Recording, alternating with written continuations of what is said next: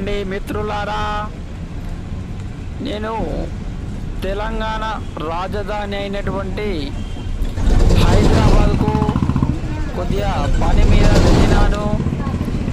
ఇక్కడ మీరు ఈ వీడియోలో చూస్తున్న సీనరీ వచ్చేసి హైదరాబాద్లో ఉన్నటువంటి హుస్సేన్ సాగర్.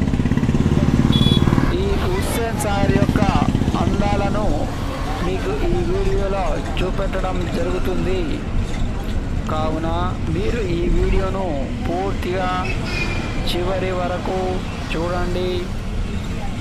ఇది హైదరాబాద్ రాజధానిగా ఉన్న తెలంగాణలోని హుస్సేన్ సాగర్.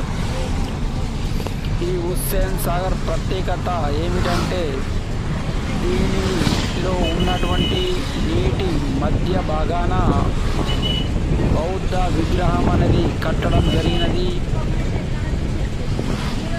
అన్న ఎన్టీఆర్ గారు ఆ బౌద్ధ విగ్రహంను ఇక్కడ కట్టించారు.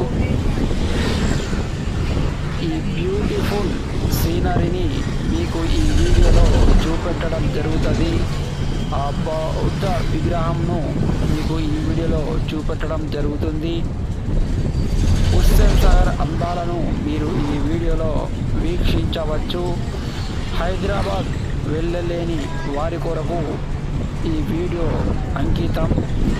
చూడండి మిత్రులారా, అక్కడ కనబడుతుంది అది హుస్సేన్ సాగర్లో ఉన్నటువంటి బౌద్ధ విగ్రహం.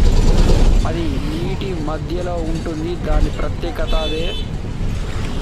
చుట్టూగా నీరు ఉంటాయి, మధ్యలో బౌద్ధ విగ్రహం ఉంటుంది.